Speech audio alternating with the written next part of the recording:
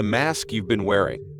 Imagine waking up and realizing that everything you thought defined you, your beliefs, values, ambitions, and even your fears, was not truly your own. It was shaped, molded, and quietly implanted by forces outside your control. From the moment you took your first breath, you were handed invisible scripts. Parents told you how a good child behaves. Teachers rewarded obedience over originality. Society praised conformity and punished deviation.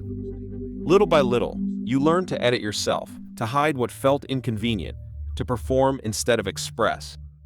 You began to build an identity not from authenticity, but from adaptation. You became who you needed to be survive, to be accepted, to be loved. But in that process, something sacred was buried.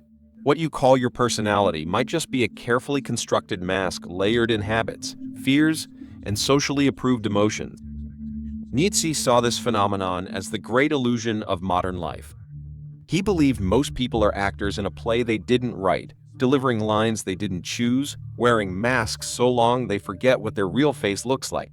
They mistake comfort for truth, structure for purpose, and obedience for meaning. But beneath the mask, something restless stirs. A whisper that says, "This isn't me." That whisper is the soul's rebellion, the beginning of awakening. It is not a call to be more successful or more liked. It is a call to be real, even if reality is terrifying. Nietzsche never promised comfort. He offered clarity. He asked us not to perfect our masks, but to remove them, layer by painful layer. And what we find beneath may not be pretty. It may be chaotic, primitive, wounded. But it is ours. It is real. And only what is real can be transformed. The tragedy is not in being lost. The tragedy is in never questioning the self we were taught to protect. But once you take off the mask, you won't find light immediately. You will find shadow. And that shadow ignored, suppressed, and feared holds the keys to the next stage of your transformation. The shadow you refuse to see. Once the mask begins to slip, what emerges is not clarity but confusion. What you uncover is not some pristine essence waiting to be embraced. It is chaos, discomfort, and a darkness you were taught to deny. This is what Jung later called the shadow, but Nietzsche already sensed its presence long before. It is everything within you that you were told not to feel, not to want, not to be. Anger, lust, envy, rage. The need to dominate, the craving for chaos, the impulse to destroy. These aren't foreign invaders inside you. You buried them because you had to. You learned early that approval came through control, through politeness, through pleasing others. But repression is not erasure. What you silence does not disappear, it festers. It waits. And when it is ignored long enough, it finds other ways to speak. A sudden outburst, a panic attack, an obsession. A moment where you look in the mirror and don't recognize who you've become. This is the shadow erupting, not to ruin you, but to remind you that wholeness cannot be achieved through denial. Nietzsche understood this deeply. He warned that those who seek to be excessively good, excessively moral, excessively obedient, are often the ones most haunted by their unacknowledged darkness. The more you try to be pure, the more violently the shadow grows. And yet, society keeps telling you to push it down, to behave, to stay in line.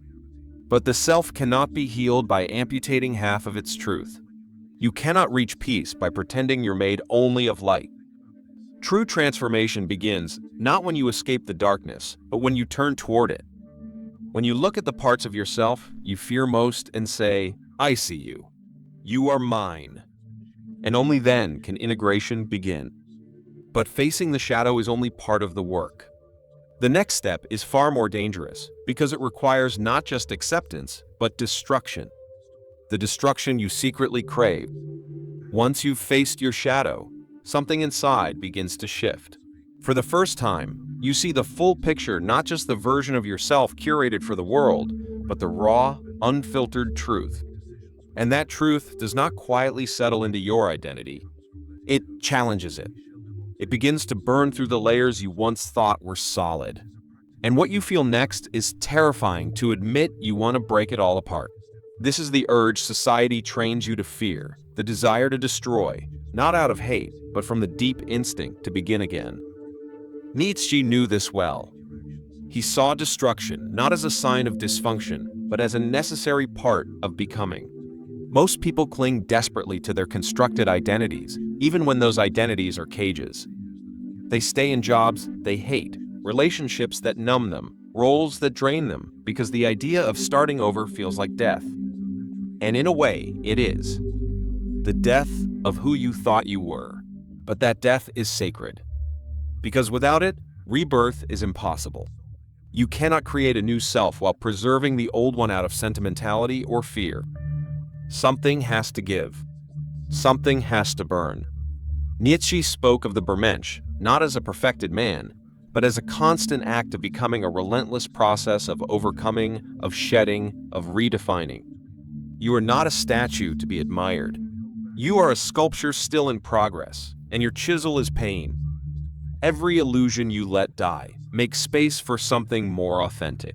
Every identity you break through is one less lie between you and your truth. But the process is not graceful. It is violent, confusing, lonely. The people around you may not understand. You may not understand. All you know is that the old self no longer fits.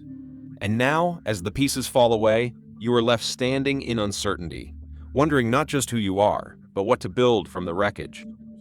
And this is where something extraordinary happens the moment you realize you do not walk this path alone.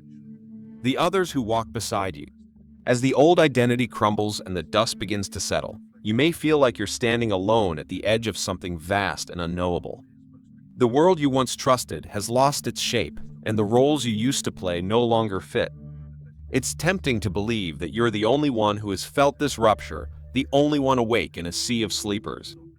But that belief, too, is an illusion, because beneath the surface of ordinary lives, there are others. Quiet figures walking the same inner path. People who have also torn off their masks, who have stared into their own shadows and chosen discomfort over denial. They are not loud. They do not wear their transformation as a badge. But you recognize them when you meet them. In their eyes, there is a knowing, a stillness, a fire that does not burn to impress, but to illuminate. Nietzsche understood this silent brotherhood of seekers. He knew that those who walk away from the herd are never truly alone. Though the path is narrow, it is not empty. There are others who have left the safety of structure to build something real. And when you meet them, you don't need small talk. You don't need explanations. What connects you is not agreement, but authenticity. Not similarity, but truth. These are the ones who challenge you, who mirror your darkness without judgment, who remind you that your chaos does not make you broken, it makes you real. In their presence, you remember that awakening is not a solitary act, but a shared revolution. And suddenly, you realize that the journey is not just about breaking free from others, it's also about finding the ones who see you clearly once you do. But connection is not the destination. It is only a moment of reflection before the path turns inward again. Because to truly step into who you are becoming, you must face the final and most terrifying threshold, the meaning of your own mortality. The death that awakens you. All transformation carries a cost, and eventually, the price comes into full view, the confrontation with death. Not just the end of the body, but the death of all that once gave you comfort beliefs, relationships, identities, ambitions. As you walk further from the roles you were given, you begin to see how fragile life is, how temporary every structure, every possession, every illusion truly is. At first, this is terrifying. We are taught to look away from death, to speak of it in hushed tones, to surround it with euphemisms. But Nietzsche did not flinch. He believed that to live fully, we must not only accept death, but be transformed by it. When you realize that everything you cling to will one day vanish, you begin to ask different questions. What truly matters? What is worth building, knowing it will not last forever? What part of me can survive the crumbling of all things? These are not abstract ideas. They shape how you live today. The fear of death is not what keeps us alive, it's what keeps us small. It makes us grasp at safety, avoid risk, chase approval, waste time.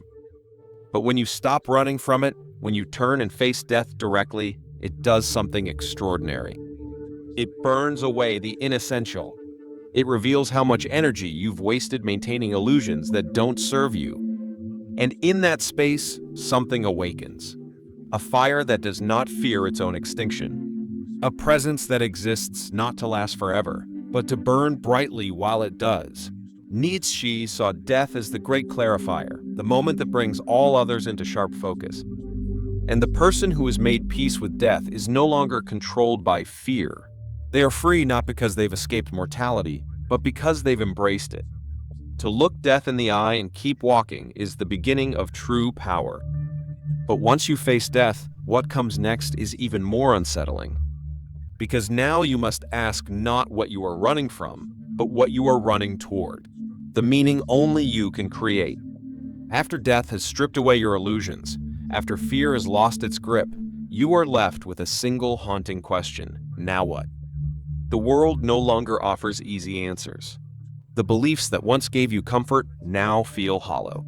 The rules you followed no longer apply. And the purpose you once pursued seems foreign, even absurd. This is the moment many fall into despair because they were taught that meaning comes from outside. From religion, from tradition, from culture. But Nietzsche shattered that illusion. He declared that there is no grand cosmic script waiting to be discovered, no objective meaning embedded in the fabric of the universe. He famously wrote, "God is dead," not as an attack on spirituality, but as a wake-up call. The old sources of certainty no longer hold. And now, it's your turn to create. Meaning, he believed, is not found. It is forged. It is wrestled from the chaos of existence by individuals brave enough to take responsibility for their own becoming. Most people avoid this burden. They prefer borrowed beliefs, ready-made narratives, structures they can simply adopt without reflection. But those structures always come with a cost, the price of your authenticity.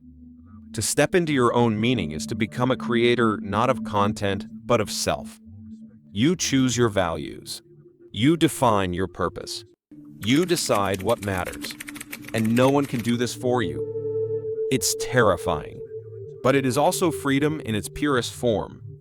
Because when you no longer seek approval or salvation from outside, you reclaim the power that was always yours.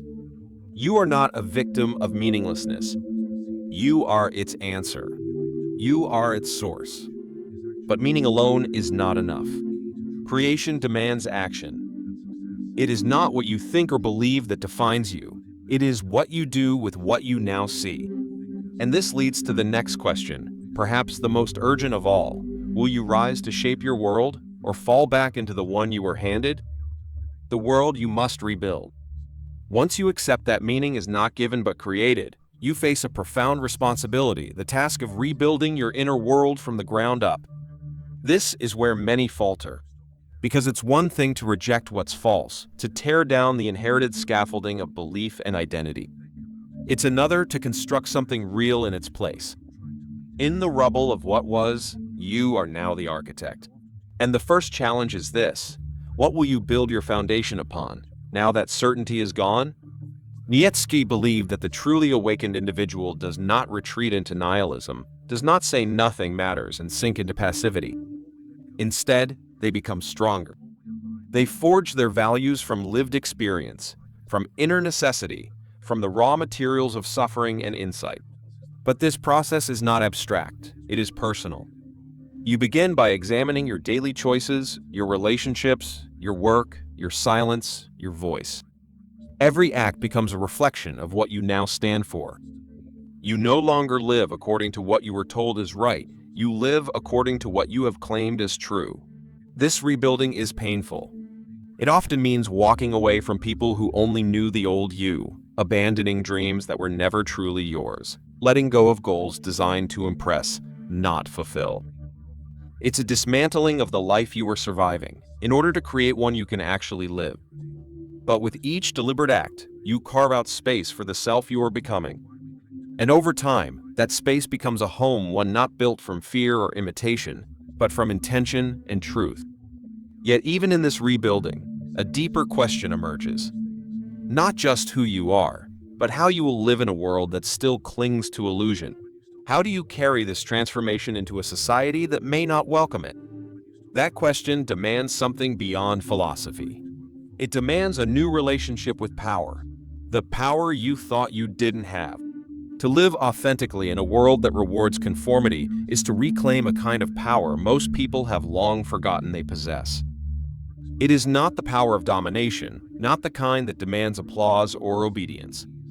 It is quieter, deeper, and infinitely more dangerous because it cannot be controlled from the outside. It is the power of self-direction. Nietzsche understood that true power does not come from status, money, or approval. It comes from the ability to say no, to reject what is false, to walk alone when necessary, to remain unmoved by threats or praise. This is not arrogance, it is sovereignty. And it begins the moment you realize that no one else can define your value. The systems around you are built on insecurity. They flourish when people doubt themselves, when they need constant validation, when they believe they're not enough. But once you step outside that trap, once you stop asking for permission to be who you are, you become something the world can no longer categorize. That is why society often resists those who wake up. Because the awakened individual is unpredictable. They can't be manipulated through fear or bribed with comfort. They do not chase the same rewards. They do not follow the same scripts. They ask questions that disrupt the game entirely. This power is not given, it is uncovered. And the process of uncovering it requires brutal honesty. You must look at the ways you've made yourself small, the ways you've betrayed your voice, the moments you chose silence over truth. And then, moment by moment, you begin to choose differently. You speak when it's uncomfortable. You stand firm when you're pressured to yield. You act not from fear, but from clarity. And each time you do, the power you thought you didn't have reveals itself as something that was always there, buried beneath the noise. But this power brings with it a new challenge, because now you must face what happens when you no longer fit inside the world that once shaped you. The exile that sets you free. There comes a moment in every true transformation when the distance between who you've become and the world you left behind becomes too wide to ignore. The conversations feel hollow. The roles feel foreign.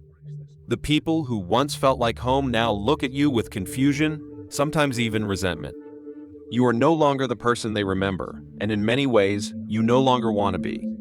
This is the exile. Not a literal banishment, but a psychic separation, a quiet but undeniable realization that your truth has outgrown your environment. Nietzsche knew this exile intimately. He wrote, not for the crowd, but for the few who could bear to think beyond it.